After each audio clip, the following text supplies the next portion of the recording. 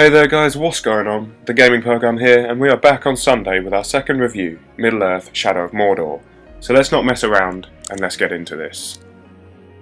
First off, let's start with the storyline. Shadow of Mordor follows a storyline of a ranger of Mordor who is seeking revenge against the Black Hand of Sauron for his own reasons, trying not to spoil the game for those who have not played it yet. This story arc does set up for an interesting premise, as you battle through Mordor with superhuman abilities at your disposal, dispatching orcs and other filth without mercy. However, what really makes the storyline is the Nemesis system. The Nemesis system makes the orc captains and war chiefs you come across adapt to your playstyle, meaning that each fight will get tougher and tougher. Also though, any orcs you kill may come back to life, all scarred and horrible, but they will remember the last fight they had with you and will learn from it, again making each fight progressively harder. This really added a lot of depth to the game on a whole, and because of this system and the strength of the storyline, we scored the storyline a 7 out of 10. Gameplay is the second area where we will break down the game, and Shadow of Mordor is fairly strong in this department as well. With gameplay, we are looking at how smooth the controller to on-screen movement is, as well as the ease of use in the controls.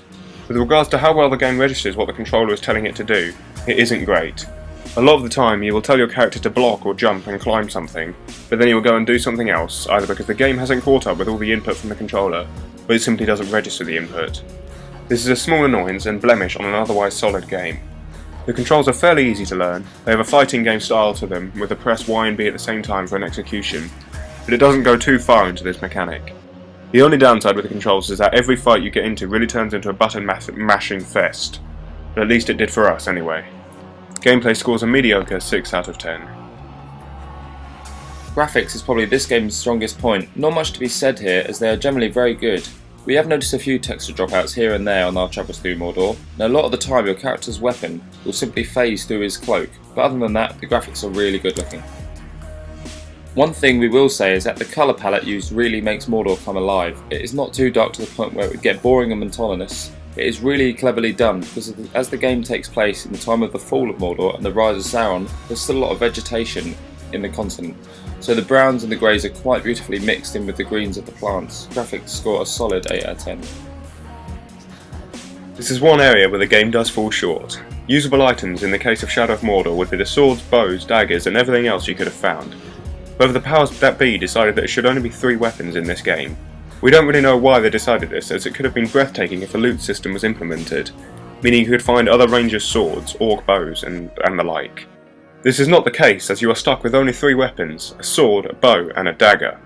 While these weapons can be upgraded with items called runes you can find on killed enemies, it simply isn't enough for a game set in this universe, and really was quite disappointing when we realised there weren't any other weapons. Because of this, usable items in Shadow of Mordor scores a less than average 4 out of 10. Finally, fun factor and by extension replayability. With a cracking plot, great graphics and the Nemesis system, Shadow of Mordor is an amazingly fun game, to the point where I convinced Chris to get it just because he watched me play some of it. The end game is a little lacking, as once you have finished the main campaign, the only thing that awaits you is the Horde mode. It is actually a lot of fun as well. Fun factor will score a very strong 8 out of 10. So overall, how do we rate Shadow of Mordor? Well, we would give it a score of 66%. This is held up by the strong graphics, immersive plot and the amount of fun that awaits you in this game. The reason it has lost points is in part due to the gameplay side of things, where the controller and game do not seem to be synced up perfectly, which can make for some annoying gameplay. It also lost points because of the lack of items in the game. Only a sword, bow and dagger can get a bit monotonous sometimes, and really need to be beefed up with a lot more weapons.